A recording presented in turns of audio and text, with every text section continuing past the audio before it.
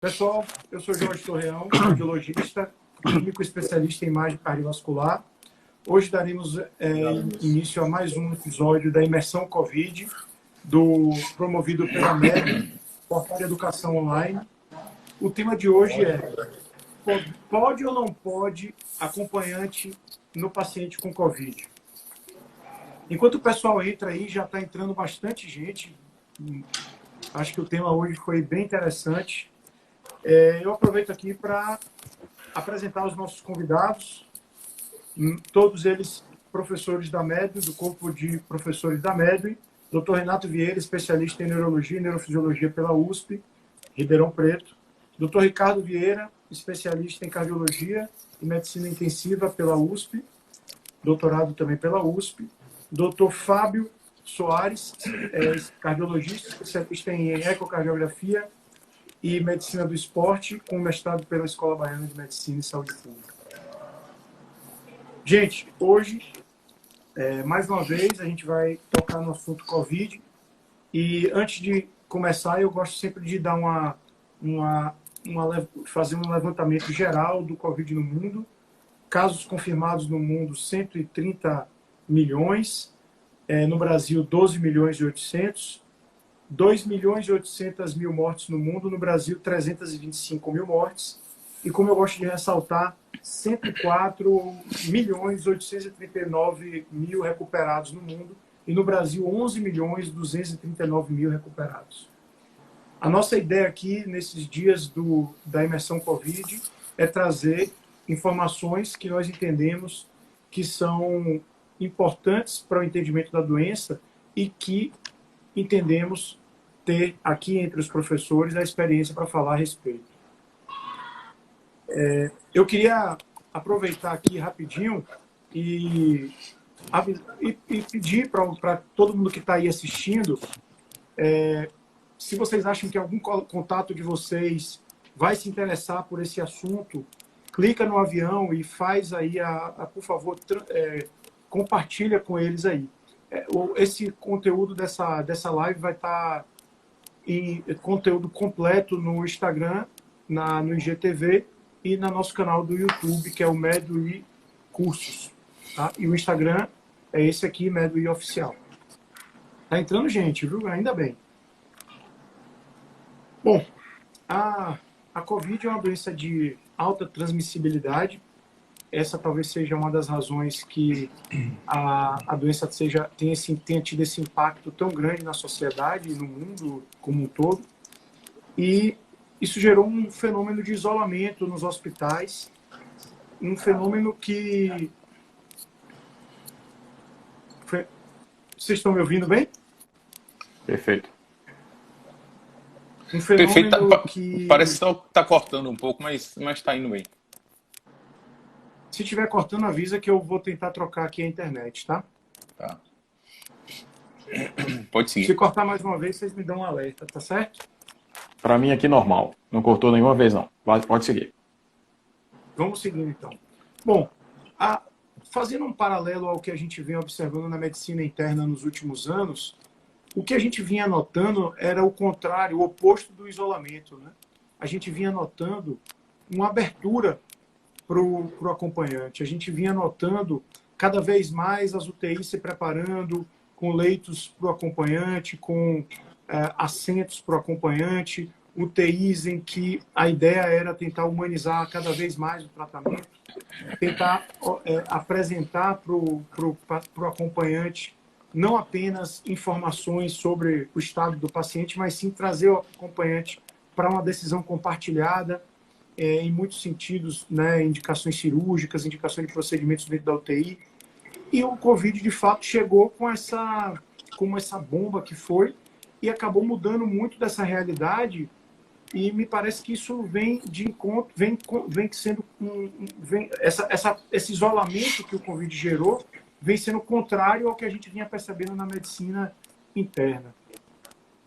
E eu queria saber de Dr. Ricardo o que ele pensa a respeito dessa mudança, especialmente quando a gente considera que, óbvio, a razão dessa mudança, desse isolamento, é teoricamente para proteger os os acompanhantes, proteger os profissionais de saúde, sejam aqueles que estão mais em contato no dia a dia da UTI, da medicina interna, ou até aqueles profissionais da limpeza, que não têm acesso direto ao aerosol, mas que estão ali dentro do ambiente hospitalar.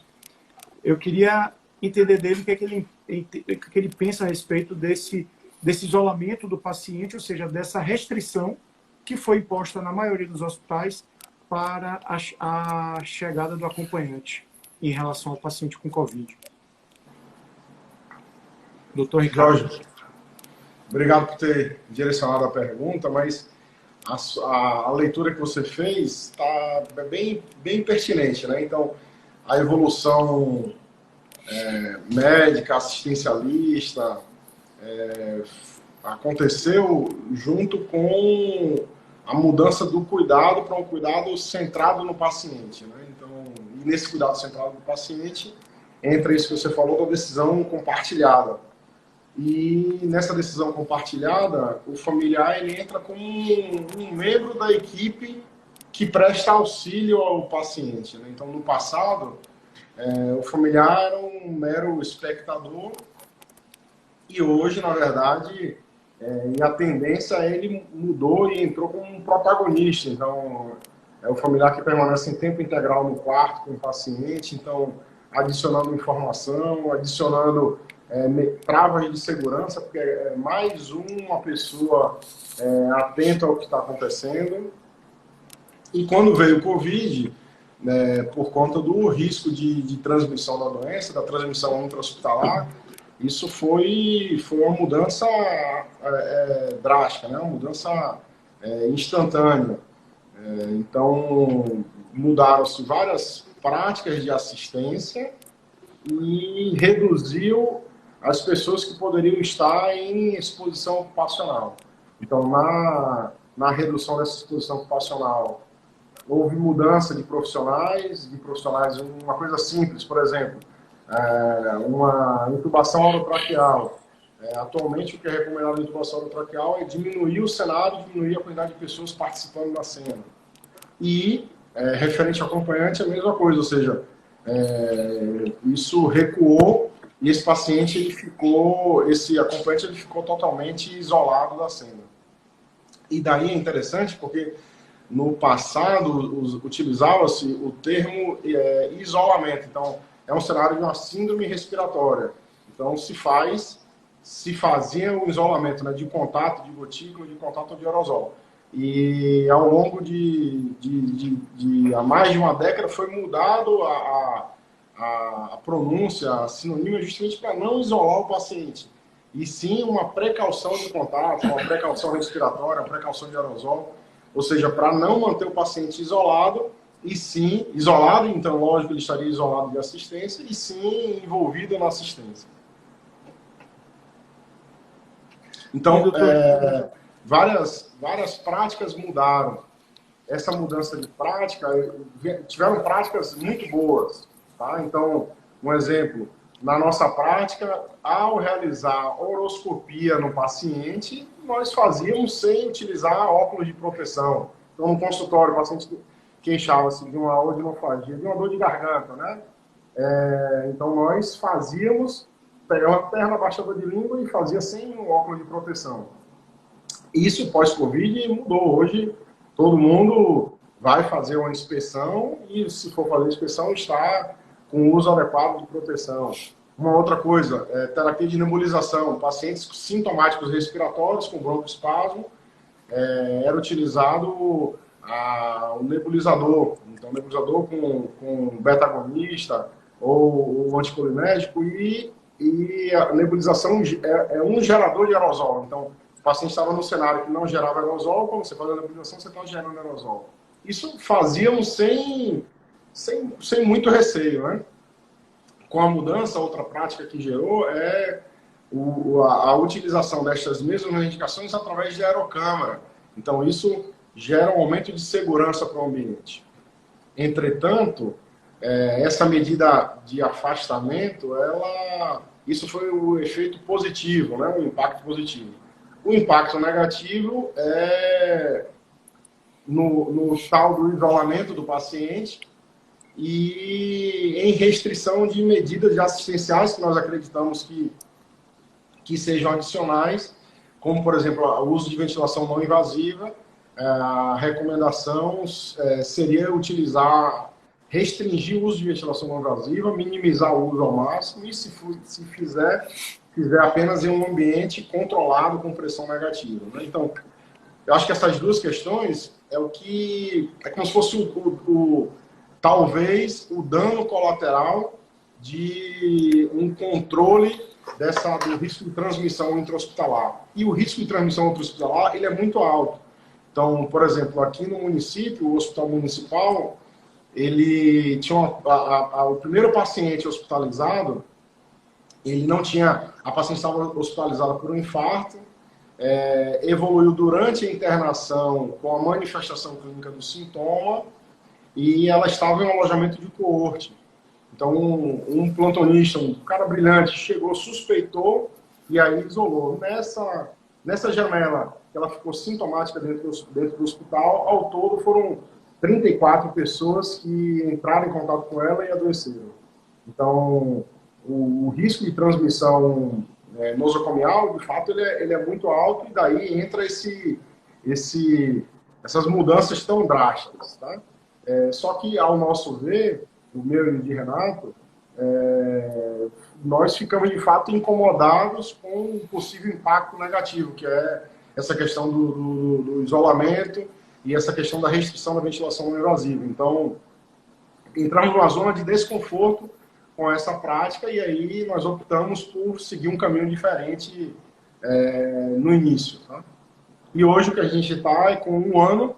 Então, o nosso primeiro caso foi 16 de março, então nós temos aí 1 ano, e a gente está trazendo justamente essa experiência de 1 ano em um hospital que é de pequeno porte. Então, é um hospital com 30 leitos apenas, na qual todos os profissionais relacionados, eles têm um trabalho exclusivo daqui do hospital.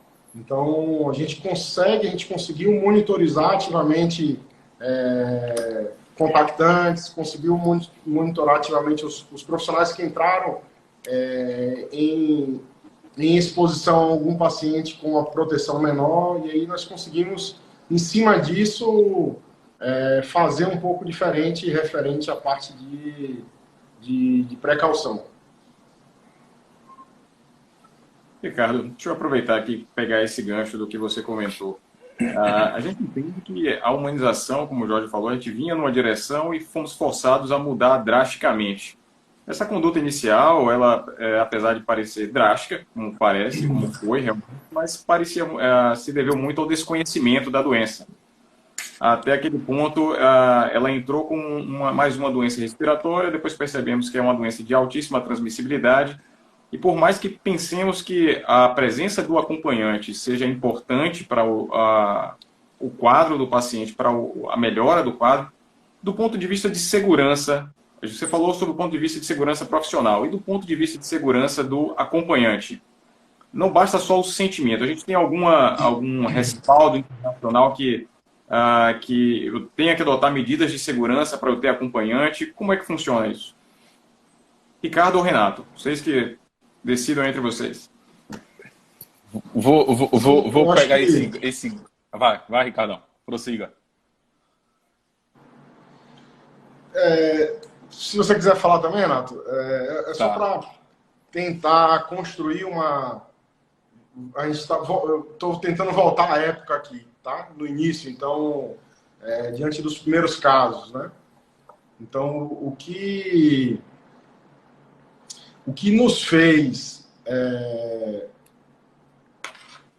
considerar não ser tão restritivo ou fazer uma adaptação para que isso fosse possível, eu acho que foram 3 coisas. Então, uma é a experiência com a infecção por influenza, tá? Então, quando eu e Jorge, quando nós estávamos lá em São Paulo, nós pegamos a epidemia de influenza H1N1, você lembra? H1N1, lembro. Peguei a gripe. E você pegou, literalmente. No plantão da UTI, né? E aqui, a mesma coisa. Então, aqui, já desde cedo, nós montamos uma busca ativa de influenza. Tá? Então, conceitualmente, o R0 de influenza é um R0 em torno de 1,5 até 1,8. Tá? E o R0 de Covid é um R0 que não é muito diferente disso. É um R0 de 2,2 a 2,5, 2,7. Tá? Então, é um R0 próximo, ou seja, o risco de transmissão não é um risco muito diferente do de influenza. E influenza, nós fazíamos várias práticas que estariam proscritas em época de Covid. Então, a primeira questão é essa, de que talvez não fosse uma doença tão diferente do risco de transmissão. A segunda questão foi um estudo que foi publicado logo no CDC no início, em uma unidade respiratória, ou seja, uma unidade na qual todos os leitos, se eu não me engano, eram 12 leitos, todos os leitos eram leitos controlados com pressão. Todos os leitos tinham leito de pressão negativa, com troca a cada, se eu não me engano, entre 5 e 10 trocas por hora, ou seja, todo o ambiente do quarto ele é renovado a cada 5 minutos. Esse ar ele é exalado, passa por um sistema de filtragem, um filtro EPA. Então, em um cenário ideal de uma unidade respiratória com 12 leitos, identificou-se o vírus, o SARS-CoV, na parte administrativa, ou seja, ele mostra o mapa, a planta baixa da unidade. Então, eram leitos, um do lado do outro, um corredor, e separado de todos esses leitos, tinha uma unidade administrativa, onde tinha computador, enfim. E nesse ambiente, em vários locais desse ambiente, foi coletada a amostra e viu-se que identificou-se o SARS-CoV. Tá? Então, primeiro, a transmissão não é muito diferente de influenza. Segundo, a eficácia dessas unidades respiratórias ela tem que ser estimulada, o ambiente tem que ser ideal, mas não é 100% eficaz. E terceiro, que é uma prática de aerosol, ou seja, uma vez a recomendação a recomendação é, uma vez gerando aerosol, esse aerosol, o ambiente ele deve ser considerado que está em risco de aerosol e por 30 minutos a 1 hora. Ou seja, eu fiz a nebulização com o paciente, se eu sou profissional e eu estou na hora da nebulização, eu devo usar uma máscara N95. Entretanto, acabou a nebulização, saiu, depois se eu entro de novo no quarto, eu não considero mais que tenha aerosol. Aí tem uma correspondência e eu posso entrar então com máscara cirúrgica, né? E tem um artigo, na verdade uma correspondência no New England, que mostra a estabilidade do aerosol do SARS-CoV, um declínio mínimo após 3 horas, 3 ou 4 horas, acho que eram 3 horas. Então a outra questão, de que talvez essa recomendação de estar presente com isolamento respiratório neste momento apenas do aerosol, talvez não seja a melhor prática. Em cima disso, nós configuramos uma forma diferente, tá? Que todo profissional de saúde em contato com o paciente, independente de estar em momento de aerosol ou não, ele utiliza medidas de precaução respiratória. Então, no hospital, nós implementamos a N95 para todos os profissionais, tanto na assistência direta do paciente, quanto profissionais de apoio que entrassem no andar na ala COVID. Tá? Então, todo mundo que entra na ala COVID, copa, nutrição, transcritor, todo mundo em uso de máscara N95. E quando nós consideramos, e aí acho que Renato podia complementar, quando nós consideramos a questão do acompanhante. Então, inicialmente, nós somos bem restritivos também, como prática geral, diante da dificuldade de alguns pacientes com transtorno psiquiátrico, com ansiedade, com crise de pânico internado, nós optamos por ser permissivo nesse cenário com o acompanhante, desde que o acompanhante, a gente tivesse temos um processo de várias etapas que o acompanhante passa e ele permanece no quarto em tempo integral com a máscara N95 que o hospital fornece para o acompanhante. Tá? Então, foi como nós configuramos para tentar neutralizar esse risco de transmissão intra-hospitalar. Renato, se puder complementar. Ótimo, Ricardão. Então, bom, diante do que o Ricardo falou, então o que a gente vê é que o ambiente, ele é um ambiente, a gente trata o ambiente de Covid, então apesar de ser uma transmissão por gotícula, ele gera uma transmissão por aerosol em procedimentos que geram aerosolização, né? Diante disso, a gente montou, então, toda a ala, vamos dizer, o andar, né, que a gente separou para Covid e a gente separou esse andar como sendo uma precaução padrão de aerosol. E o que se viu, na verdade, é que, como você tem um R0 bem parecido, né, entre influenza e Covid, e a estratégia que a gente utilizou para a influenza foi, vamos dizer, similar aí para Covid diante das medidas de precaução. Quando você restringe no ambiente e você educa a pessoa, então o que a gente viu foi que os equipamentos de proteção individual, eles são bem eficazes, né? Então, se você usa o óculos, se você usa a máscara, você se protege muito bem, né? Então, a gente não pode contar como sendo um ambiente totalmente protegido, mas a pessoa ela tem que se proteger. Então, o que a gente viu, diante do início da Covid, a gente viu um sofrimento muito grande dos pacientes em isolamento, né? Inicialmente, voltou-se o termo isolamento e começou a se isolar esses pacientes. Então, a gente começou a flexibilizar. Então, no início, a permissão das visitas eram apenas para pessoas com necessidades especiais e para idosos, né? Esses a gente liberou do início.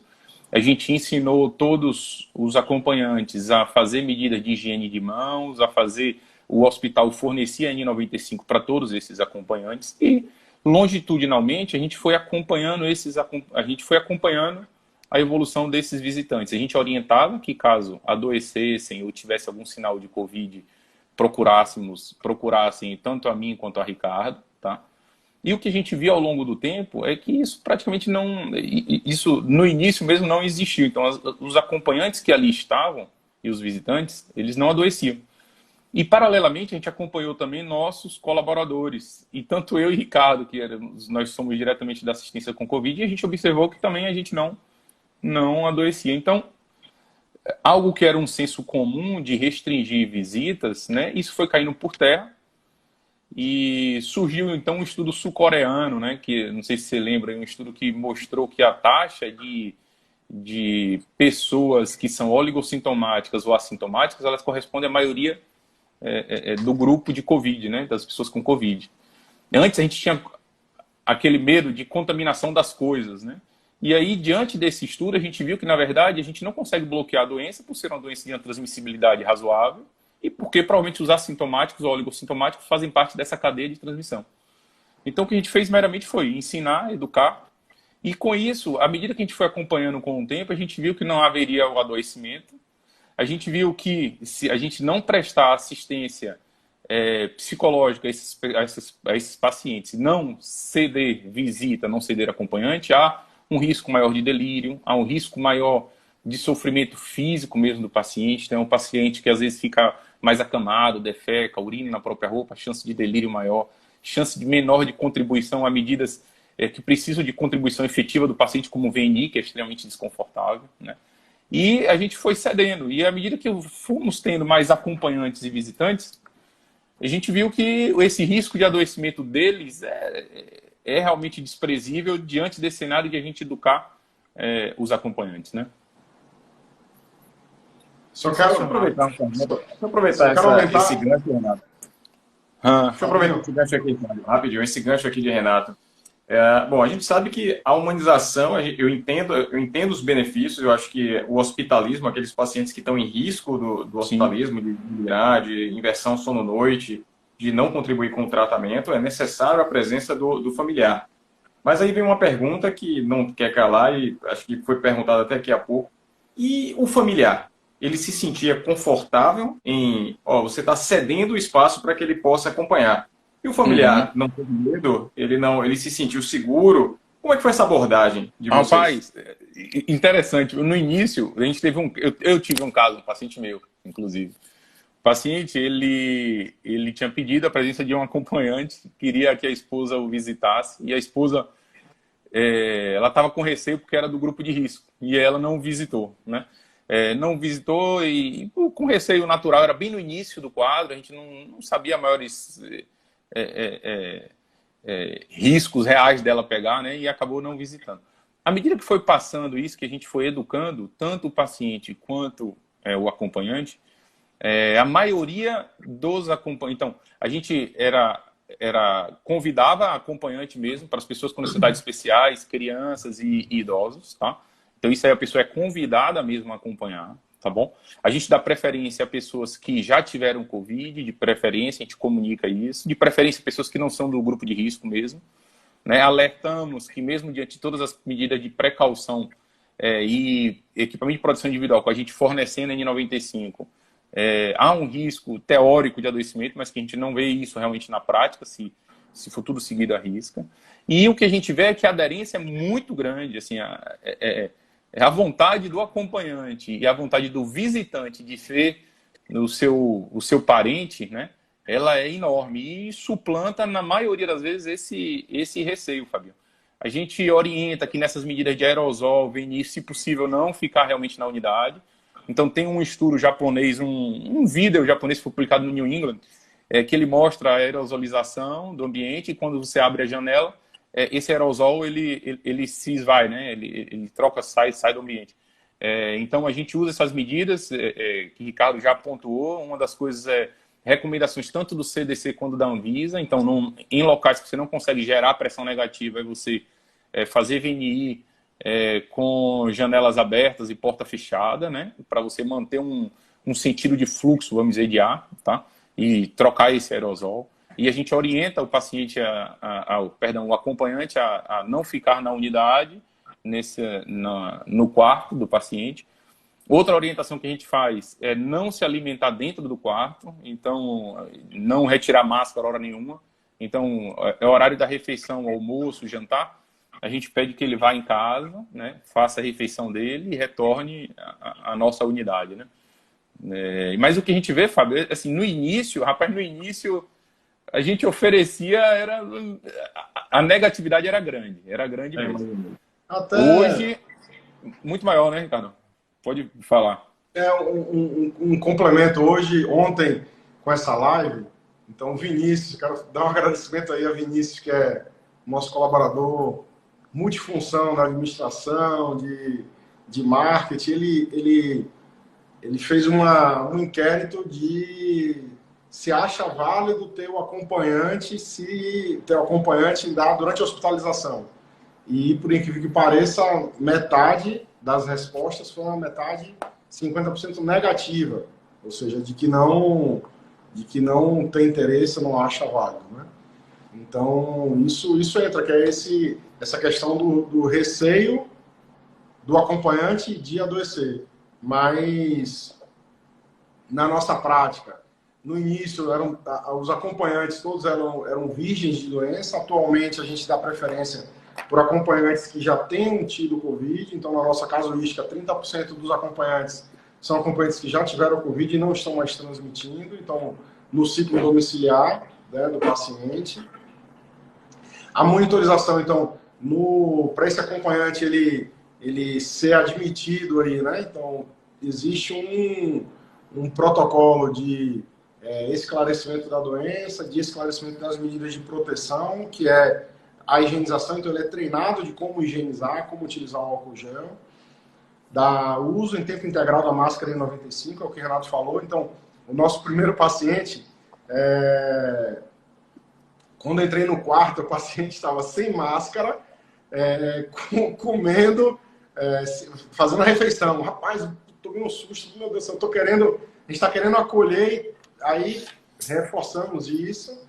Então, a todo momento tem essa questão, ele não tira a máscara, para ingerir líquido, refeição, o que for, ele é fora do hospital, usa a máscara o tempo todo dentro do hospital, não usa o refeitório do hospital para fazer refeição, para fazer com que não tenha esse ciclo. Além disso, de ser apresentado, existe um termo que o paciente assina de que ele está consentindo, ou seja, que as orientações, que ele recebeu as orientações, de que o hospital deu a N95 para ter uma segurança maior.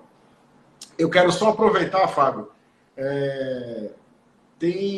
a nossa organização do hospital, a parte de assistência, ela se deve à nossa consultora que entrou há uns 10 minutos, Cláudia Valone, uma enfermeira de CCH de mão cheia, altíssimo nível, acho que quase 30 anos de experiência no Einstein, e que nós tivemos essa oportunidade de conhecer, e ela dedicou um pouquinho da experiência dela para a gente, veio anualmente, vem aqui em Piauí, e no início do Covid foram reuniões online inúmeras vezes para a gente tentar evoluir, e eu a convidei para assistir justamente por essa questão do acompanhante, né? Porque o cenário, não só um cenário nosso, regional, o cenário na Bahia, o cenário nos hospitais de ponta de assistência, é esse cenário, de fato, de isolamento, né? Ricardo, Renato, Fábio, eu acho que essa discussão é muito importante. Eu acho que aqui a gente não...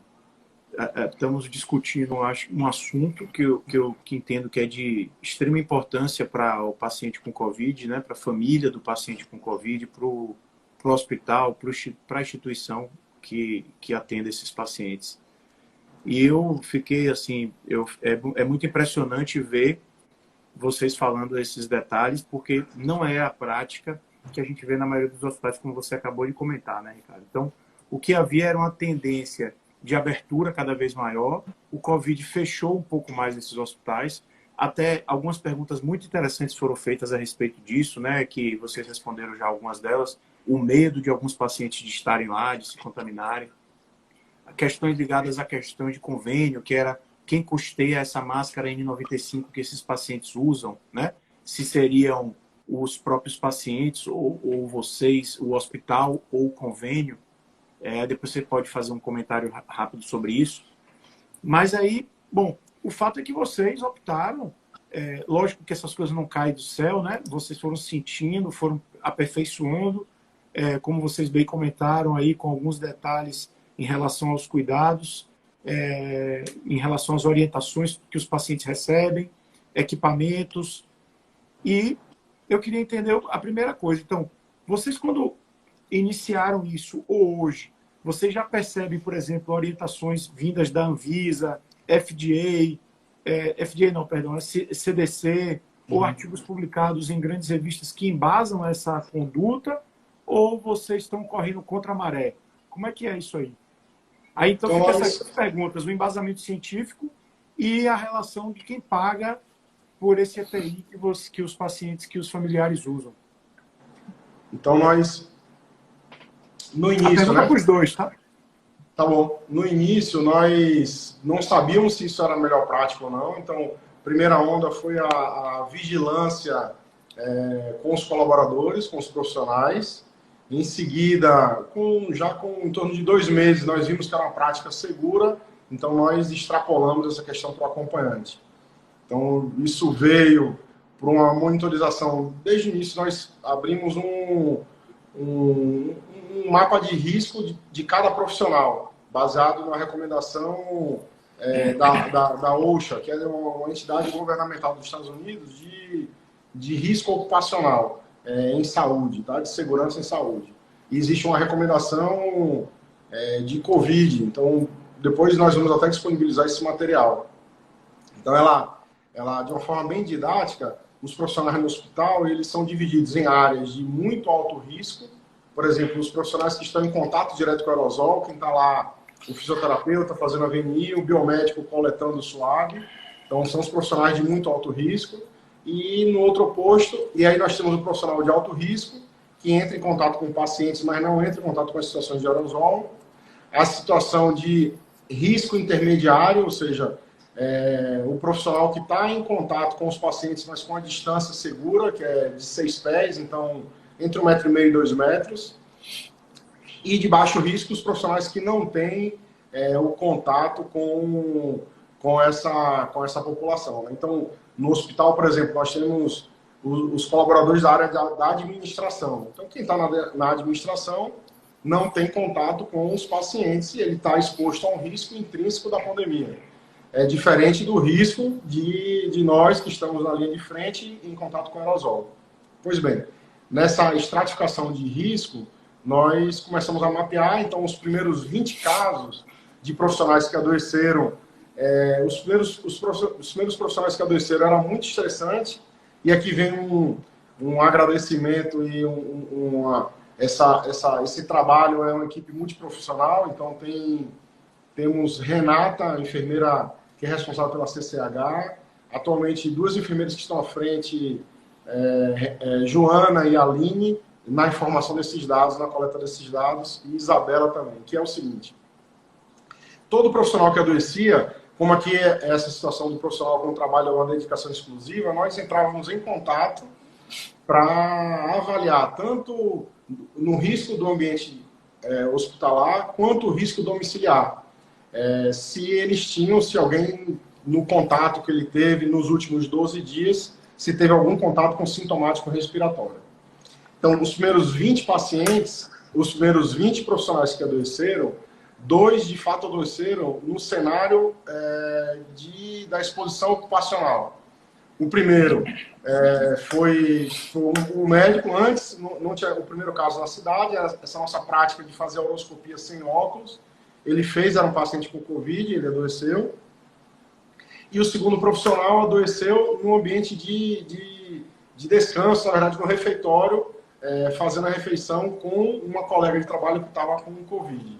Essa colega aí é o que representa o resto da população desses, né? Que são pessoas que adoeceram, que tiveram sintoma vindo de casa, na qual familiares estavam sintomáticos, e nós fazíamos uma busca ativa nesses familiares. Então, nós pesquisávamos PCR ou sorologia. Tá? E com isso a gente conseguiu montar os casos. Desses 20, 2 foram ocupacionais, como eu falei, 2 nós não conseguimos determinar. Na verdade, foi o nosso caso, o índice do técnico de enfermagem, nós não conseguimos determinar. E os demais, todos nós conseguimos mapear que tinha essa exposição domiciliar.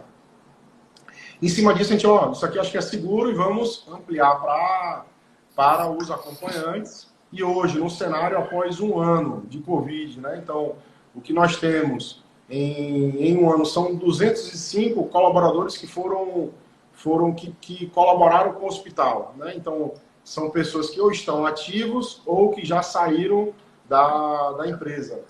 Desses 205, 53, deixa eu falar o número exato, 53 adoeceram. Tá? Então, a todo momento nós estimulávamos sempre, no mínimo sintoma, procurar Renato. Então, só cefaleia, só mialgia. Então, nós tivemos uma busca bem ativa. Isso dá 26% da população. Tá? Então, em um ano, dados fechados de hoje, em um ano, 26% da população de colaboradores adoeceram. Quando a gente vai analisar em grupo de muito alto risco, na superpopulação de grupo de muito alto risco, 25% dos profissionais expostos no ambiente de muito alto risco adoeceram. E, pasme, o grupo da administração, só quem trabalha na administração, que não tem contato, você tem ideia de quanto é que foi, não? Faço ideia. A incidência é maior do que quem está exposto no muito alto risco. Tá? Então, essa incidência, lógico que são números pequenos, então qualquer numeração, qualquer variação de caso dá um percentual significativo. São 10 colaboradores que trabalham exclusivamente na administração. Desses 10, 4 adoeceram 40%. Tá? Então, significa que esse cenário de muito alto risco, ele consegue ser neutralizado com o uso de EPI. 25% é muita gente doente, tá certo? Aí qual é a casuística fora? Então, existe um artigo publicado no JAMA, apenas um mês de pandemia de um hospital terciário de Nova York, um hospital com 3 mil colaboradores. A incidência no primeiro mês, o corte começou em março, em abril. A casuística é 10% dos colaboradores tiveram doença, tá? Então, esse nível é um nível alto, mas a gente está vendo em um ano e não houve nenhum momento surto, agrupamento de casos, vários casos seguidos, que é essa questão, ou seja, que essa prática que nós adotamos, nós acreditamos que seja uma prática segura. Isso extrapola também para o acompanhante, que acho que talvez o Renato possa contribuir com mais informação aí. Deixa eu aproveitar, você complementar. Pode falar. Você complementa e responde a seguinte pergunta. Eu estou aqui para fazer o papel de advogado diabo. Então, assim, entendo que da conduta mostrou que é seguro, não é apenas um interesse próprio, há um embasamento para isso, de segurança do acompanhante, a gente sabe dos benefícios disso. Mas aí vem a pergunta assim, existe algum caso em que você contraindica a presença do acompanhante? Entenda. Existe a legalidade do caso. Paciente portador de necessidades especiais, o idoso, paciente que requer algum cuidado a mais. Mas existe algum caso em que você recomenda o não acompanhamento? Tá. Então, primeiro, só para ressaltar até o que o Ricardo conversou, então, assim, há uma premissa, um senso comum, digamos, tá? De que o profissional que trabalha na saúde, se ele pegou Covid, ele pegou Covid dentro do hospital, né? Então, o que a gente fez nesse mapeamento que o Ricardo bem citou, então era esse paciente, esse colaborador, ele passava por a gente, tá? E associado aí a esses demais colaboradores, Renata, Aline, Joana e Isabela, a gente classificava esses pacientes, vamos dizer, em transmissão comunitária, que é aquela que a gente não identifica, a transmissão local e a local, se era dentro do hospital ou se ela foi fora do hospital. Então, diante desse pool de pacientes, a gente viu que a extrema maioria dos nossos colaboradores que se contaminaram, na verdade, foram extra-unidade hospitalar, né? Então, se você for pegar, por exemplo, até por chance de risco mesmo, né? Por chance de contaminação, então, o profissional ele trabalha 8 horas por dia, de 16 horas ela está fora da unidade, né? Nos trabalham 12 horas, são 12 por 12, e à noite a pessoa passa 12 horas à noite dentro do hospital e 36 horas fora do hospital, né? Então, o que a gente viu, um pouco desmistificando isso, até para a gente poder implementar nossas medidas, é que a maioria das pessoas, dos nossos colaboradores contaminados, eles não foram dentro da unidade mesmo, a estúpida maioria foi fora da unidade, foi uma transmissão que a gente chama, né, local, só que extra trabalho, seja em área de lazer, com familiar, enfim, em outra unidade. E aí, partindo disso, a gente usou essa premissa para a gente liberar os acompanhantes também, tá? Frente à pergunta de Fábio, Fábio, assim, geralmente não tem um paciente em si que a gente contraindique, tá? Então, todos os pacientes com necessidades especiais e os pacientes com idosos, a gente reforça a necessidade mesmo, tá? Porque isso previne muita coisa, previne delírio, é uma vigilância a mais, é realmente uma coisa mais segura você ter o acompanhante. Tem até um artigo de revisão do serviço do Jornal de Administração Hospitalar, tá? De 2017, que ele cita isso, tá? Então, a gente reforça isso. Aqueles pacientes em unidade de terapia intensiva, que a gente flexibiliza até um pouco a visita, a gente restringe, mas dentro da nossa restrição, o que a gente vê aí fora é uma flexibilização, a gente restringe a um paciente, por exemplo, a um acompanhante, por exemplo, para a UTI, tá? Em alguns casos, a gente libera o acompanhante na UTI, e outros cenários a gente permite a visita, tá? Aí, em procedimentos, quando o paciente está realizando algum procedimento, sim, a gente convida o visitante ou acompanhante a se retirar da unidade, do quarto, né, para que isso possa ser o devido procedimento, né? Então, basicamente, isso não lembro assim, nenhum caso específico que a gente tenha contraindicado em si visita, em si acompanhante, mas, Ricardo, se puder lembrar aí também ajudar, mas não lembro não. Isso é interessante porque nós revisamos, Renato, na verdade, revisou, tomou a iniciativa de revisar as atuais recomendações do CDC e da Anvisa, tá? Então, a recomendação atual do CDC, desculpa, a recomendação de setembro do ano passado do CDC... Setembro de 2020. Isso, setembro de 2020, não é uma recomendação de proibir, é uma recomendação de reduzir o número de visitantes, de reduzir a circulação de pessoas e estimular as pessoas que possam, na visita, ter o efeito terapêutico, né? E nessa população de risco, eles citam também essa situação na população de risco, que é o que eles fazem, o que eles recomendam é desestimular quem é população de risco para a forma grave da doença, tá? Assim como é a recomendação, como o Renato comentou, em procedimentos de geradores de aerosol. Mas lá no CDC, e a recomendação do CDC, isso aí é o que vale, não é recomendação de N95, é recomendação de máscara cirúrgica, tá? E aí o que nós fazemos, na verdade, é a N95 em tempo integral, justamente porque, apesar de, no momento que acaba aquele procedimento estar gerando aerosol, nós acreditamos que o aerosol ele permanece no ambiente, nos ambientes de menor circulação, né? E a Anvisa... e aí... A nota técnica, né, Ricardo? Também da Anvisa, que é agora de fevereiro de 2021 também, né? Uma nota técnica atualizada deles, que eles citam justamente isso, que é basicamente a mesma situação do CDC, tentando restringir até medidas geradoras de aerosol, eles pedem apenas para você abrir a janela, fechar a porta. Em relação aos acompanhantes, pedir para não ficar na unidade ou na presença do paciente no momento que ingere os aerosóis, tá? Pedir para o paciente manter sempre a máscara N95, que ele seja educado e que ele tenha um staff ou um corpo médico disponível, caso ele adoeça, para se dirigir a ele, para ser orientado, né? E ele é bem claro na Anvisa, na nota técnica, ele orienta a restringir a visita, né? Então, restringir não é proibir, né? Restringir é reduzir a visita, né?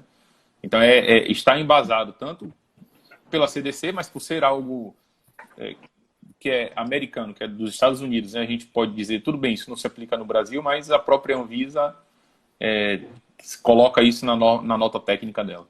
Apesar da Anvisa ser tímida na nota técnica dela, a Anvisa ela fala muito pouco. O CDC ele é bem claro, tem um capítulo à parte para isso. Assim como a Anvisa, que é uma coisa que nós discordamos disso, ela estimula a ventilação mecânica precoce, né? O que, na nossa opinião, a nossa estratégia é uma estratégia diferente,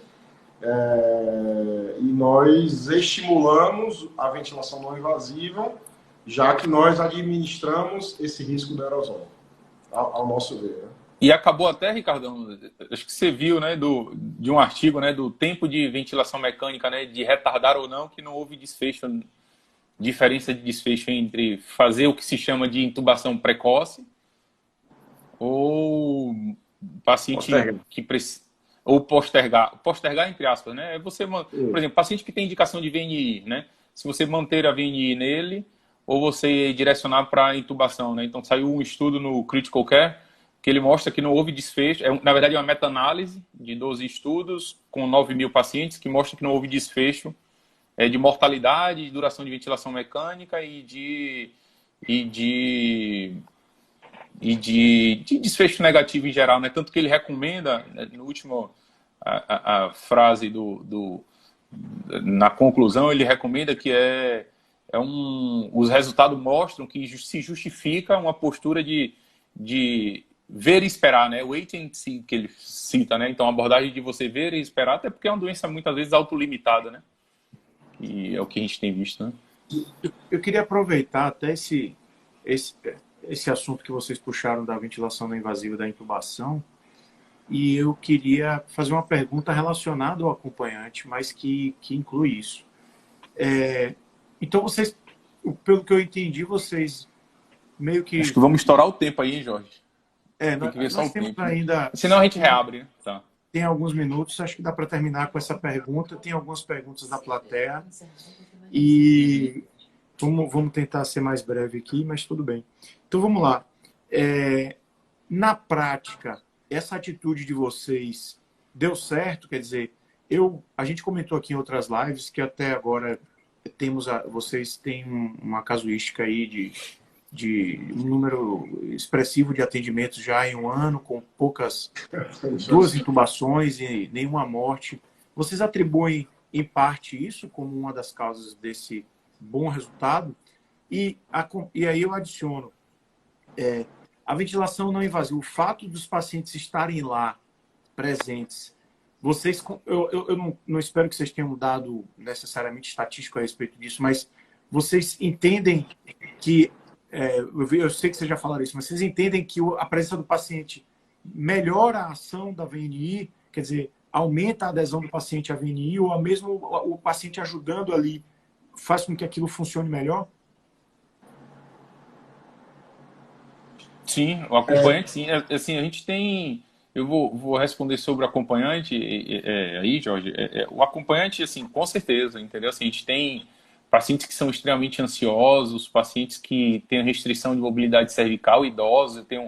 Então, assim, vou citar um exemplo. Tem uma paciente idosa, 70 anos, com vasculite de pequenos vasos, obesa, tá? Ela já era imunossupressa e a filha, ela não queria fazer VNI, a filha insistia, colocava, ajeitava na posição, pronava a paciente junto com... os técnicos pronavam e ela ajeitava a cabeça, fazia carinho, ficava conversando e inúmeros pacientes a gente pode citar que como acompanhante ajuda nesse cenário de acomodar o paciente, tranquilizar o paciente e fazer aderência até a própria VNI, né? Acho que sim, não tem dúvida disso. Né? Ao resultado, você acha que isso interferiu aí nos bons resultados que vocês têm, Ricardo? Rapaz, assim, é difícil falar, né? Então, nossa casuística, hoje eu atualizei os dados, são 176 pacientes internados, tá? É isso que você falou mesmo, de até agora não teve mortalidade. Desses 176, é lógico que tem pacientes transferidos no curso da internação e que terminaram falecendo. Então, não dá para dizer que seja zero de mortalidade de fato, né?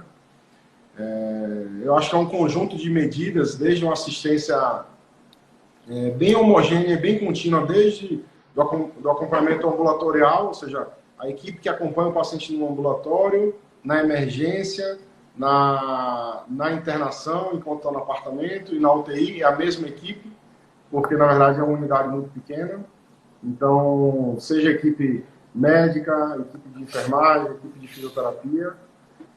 A outra coisa, desde já muito precoce, desde o primeiro caso, nós já fizemos o Prona Wake, que é a ventilar, o paciente colocar em posição prona. Por particularidade da doença, existe uma melhora de troca gasosa. Terceira questão, o uso de ventilação não invasiva, é o que o Renato falou. A doença segue um curso, então a gente está, às vezes, numa tempestade da doença, numa crise, mas na verdade aquele já está no máximo da doença. A gente acha naquele dia que o dia seguinte vai ser pior, quando na verdade no dia seguinte a doença segue o curso cíclico dela. Ela estabiliza e depois ela esfria. E por último, eu acho que mudou a história, além de tudo isso, é a imunomodulação precoce e agressiva. Então, desde o início, nós fomos permissivos aí com o uso do tocilizumab, olhando agora, desde abril foi o primeiro caso do ano passado, então saiu agora em fevereiro o benefício clínico dele, nós já vimos utilizando. Então, acho que é um conjunto de coisas que dá para ter esse impacto favorável, né? E a ventilação invasiva, acreditamos sim que como manejo, como suporte naquele paciente que vai ser entubado, porque a prática no início era a prática ventilação, intubação precoce, né? Essa era a regra. Hoje já começa isso já soar um pouco estranho, mas no início o paciente foi, máscara não renalante, catéter nasal, máscara não renalante, aumentou o fluxo, 7 litros, ventilação. Enquanto que a gente, na verdade, nós temos mantido muito paciente grave com relação com troca gasosa com SDRA moderada, grave, até com pacientes com relação de 70, 80, em ventilação não invasiva e seguindo o curso de ventilação não invasiva. Mas, na verdade, é um conjunto de coisas e eu acho que o auxílio do familiar é fundamental, especialmente nesse paciente grave. O paciente está mais grave, ele está mais angustiado, ele está mais ansioso. Assim como nós estamos com o quadro, ele também está, o familiar também está. E a intervenção do familiar, eu acho que ele é um protagonista na história do manejo mesmo, né? Nesse cenário. Tá, gente. talvez, eu vou fazer mais uma pergunta, talvez caia. A gente reinicia só para finalizar. Tá? Não quero que a gente dure mais 1 hora, acho que aí fica demais. Mas para a gente conseguir finalizar com calma aqui. Eu acho que... Fábio, você tem mais alguma pergunta? Não, continue, Jorge. Senão a gente vai ficar aqui até meia-noite. Eu só queria ver, na verdade, em relação a 2 perguntas que eu achei muito pertinentes da plateia. Essa, eu acho que eu não sei se você chegou a responder, Ricardo, me perdoe se você já respondeu, que é o pagamento do EPI. Isso tem sido um problema lá, não?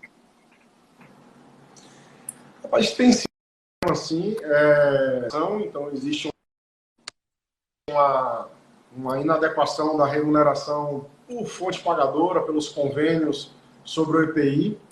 Esse é um grande problema, um grande desafio. Então, o aumento de custo foi avassalador. Então, por exemplo, a máscara descartável, hoje o custo unitário é 80 centavos.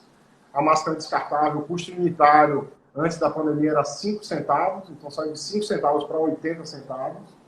E isso, de fato, não é reembolsado proporcionalmente pelas fontes pagadoras.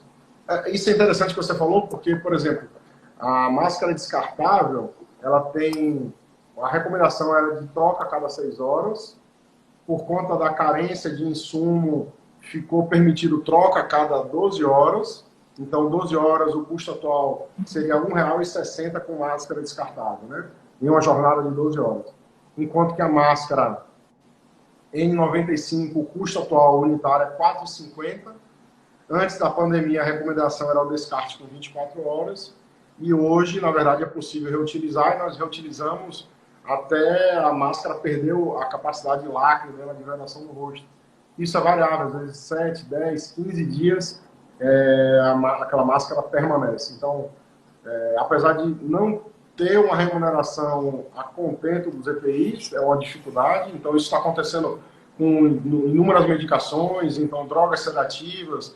Hoje a crise atual é a falta de medicação, de fentanil, de midazolam, para o paciente, e o preço, o aumento de 10 vezes o valor do que era, mas até no uso racional do EPI, até com redução, melhora da custo-efetividade, a gente avalia também a N95 nesse cenário. Enquanto o Ricardo está entrando, eu queria fazer apenas um apanhado do que eu vi hoje aqui.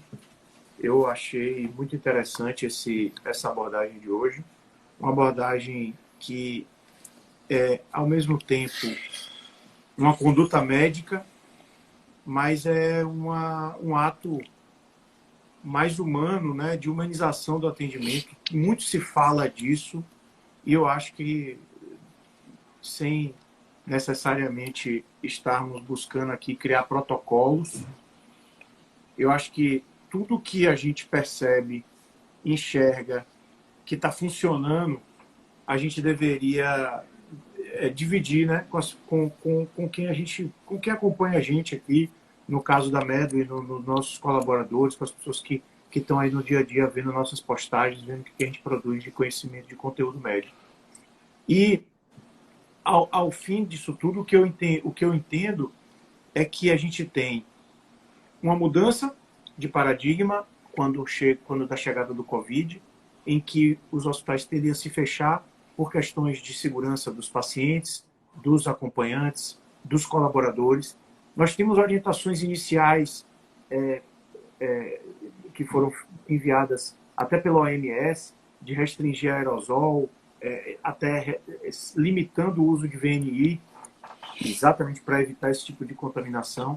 Mas, no final, a experiência de vocês mostra para a gente uma coisa muito interessante, que o aerosol está presente. Muitas vezes as pessoas que estão contaminadas são contaminadas mesmo aquelas que estão fora do ambiente onde o aerosol é muito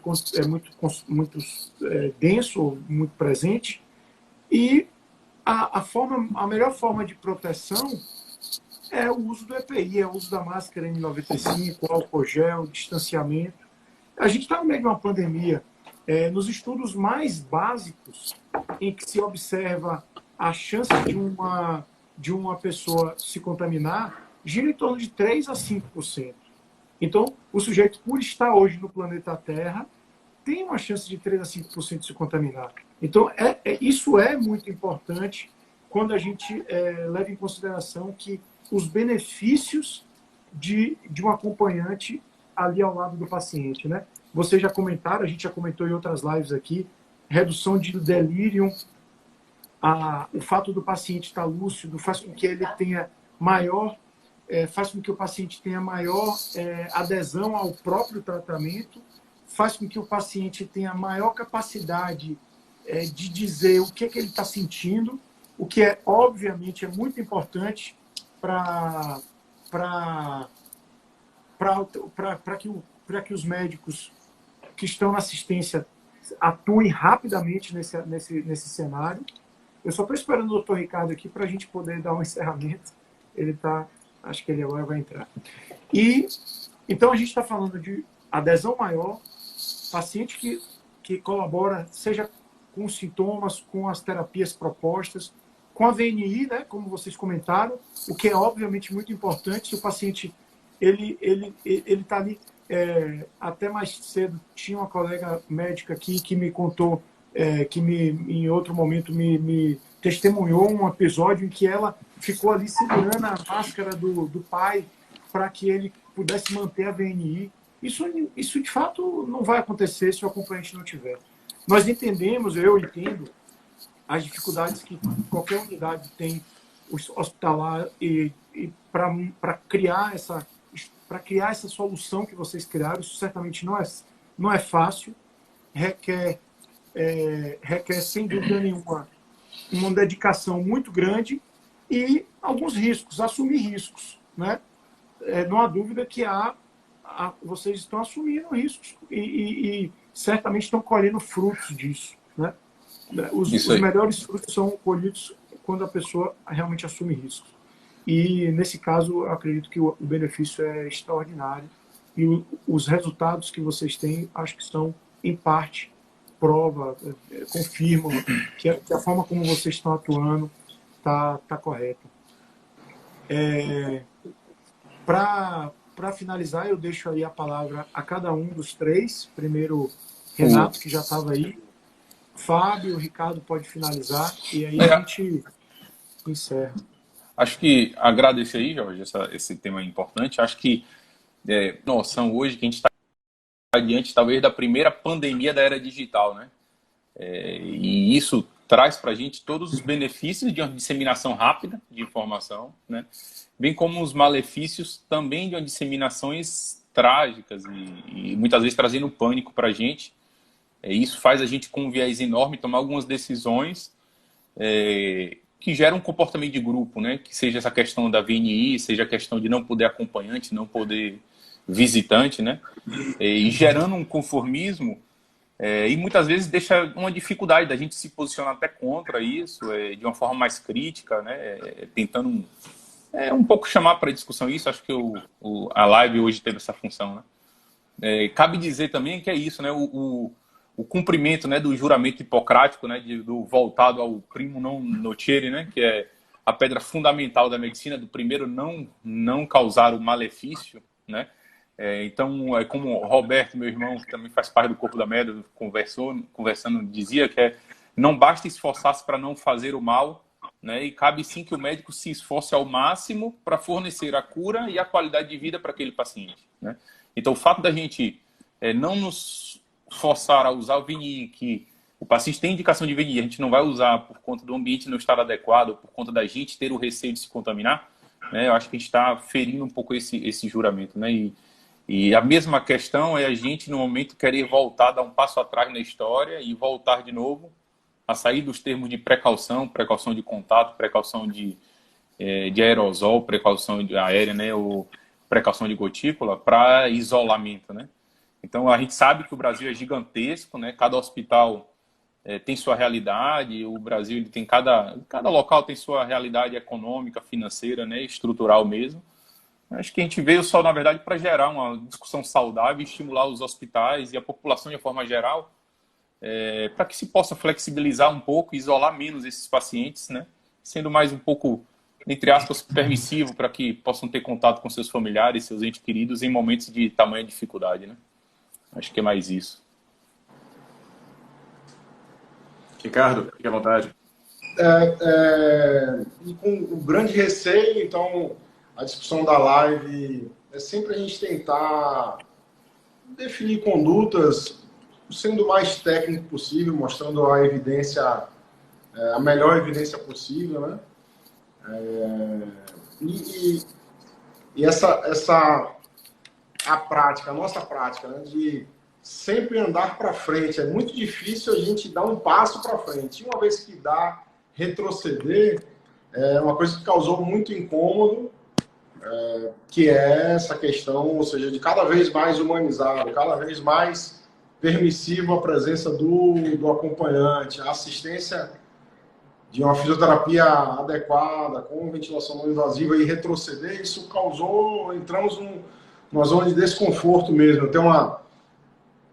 Eu tenho uma experiência com um paciente que foi um dos pacientes que fez mudar essa prática de horários de restrição de visita em UTI. Então, tinha um paciente, ele teve um infarto aqui, foi tratado, tentativa de trombólise, depois de angioplastia de resgate, foi transferido para outra cidade, não teve sucesso, teve um dano grave do coração e ficou em insuficiência cardíaca refratária. Ficamos um convívio intenso de alta para casa, retorno, isso aí ao longo de 1 ano, até ser indicado o transplante. E temos uma relação muito boa e ele ficou sempre muito grato pela assistência. Foi indicado o transplante, eu consegui encaminhar, foi através do Dr. Sandrigo para a equipe do Dr. Bacal lá no Einstein, e transplantou e o paciente voltou. Isso foi uma experiência que marcou, rapaz. Chega, emociona aqui. Aí ele voltou. Quando ele voltou para falar comigo e falou assim: pô, doutor, agora eu queria conversar um negócio com o senhor. Eu digo: não, ó, doutor, o Einstein é diferente. Ele saiu daqui encantado, foi para o Einstein, um outro mundo, né? Rapaz, é coisa fantástica, maravilhosa. E agora vem falar, mas, doutor, a única coisa que eu acho que vale a pena mudar é a visita. Aí eu fiquei assim, como? Não, doutor, lá no Einstein, eu estou na UTI, visita livre, paciente visita livre. Internado, paciente visita, eu estou com visita livre. E aqui, o ruim era a visita, que tinha um horário de visita, horário ruim, naquele horário tinha procedimento. Rapaz, aquilo ali me causou um incômodo tão grande que aí eu saí da zona de conforto e com o auxílio aí de Cláudia orientando os caminhos, e nós mudamos para esse cenário de visita livre na UTI. E aí, quando vem essa questão do Covid, a gente tem que retroceder. Rapaz, isso ficamos, de fato, extremamente desconfortável, né? E conseguimos andar até agora com uma estratégia diferente, que acreditamos, de fato, está dando certo. E essa live aqui para poder compartilhar essa experiência pessoal e tentando ter o máximo de evidência possível, tendo isso que o Renato falou, né? Ou seja, de estar fazendo bem e tentando não fazer o mal ao máximo, né? Perfeito. Eu acho que você resumiu bem, Ricardo. O comentário final é isso: a experiência baseada em evidência, não necessariamente trazendo a única verdade, mas um outro lado que deixou de ser visto, talvez, durante toda a pandemia. Então, não estamos aqui para ditar condutas, mas para relatar experiência, baseado que não foi somente numa conduta individual. Na verdade, isso tem respaldo na literatura, existe um motivo para ser feito, e esse é o intuito dessa live, né? E, na verdade, de tudo que a gente vem discutindo nos últimos dias e continuaremos discutindo. Então, eu queria agradecer mais uma vez a presença de todos, convidá-los sempre para a próxima live, na próxima quinta-feira. Estamos ainda no módulo Covid, estamos também sempre adeptos a sugestões de temas. Fiquem à vontade de encaminhar via direct. Boa noite, boa Páscoa a todos. Se cuidem. Diga, Ricardo. E só uma questão, né? Assim, nós conseguimos fazer isso porque é uma unidade pequena, né? Então, é um hospital de pequeno porte. Então, por isso que nós tivemos iniciativa de conseguirmos gerenciar essas variáveis, né? Isso, longe de estar criticando os demais serviços que têm uma realidade bem diferente da nossa, em tamanho, em qualidade, alta qualidade, né? Múltiplos profissionais. Então, o objetivo aqui também não é esse, né? Perfeitamente. Beleza. Fábio, Renato, obrigado. A gente, então, vamos agora encerrar a nossa live. Como o Fábio comentou, nós estamos aqui nas nossas redes abertas. Eu acredito, eu fiz uma revisão antes de finalizar a primeira parte da live e acredito que as perguntas todas foram respondidas de algum modo com o próprio desenvolver aí das respostas de Ricardo e Renato e até minha de Fábio. Mas se alguém tiver mais alguma pergunta, manda no direct para a Medway Oficial. Nós tentaremos responder, se for possível.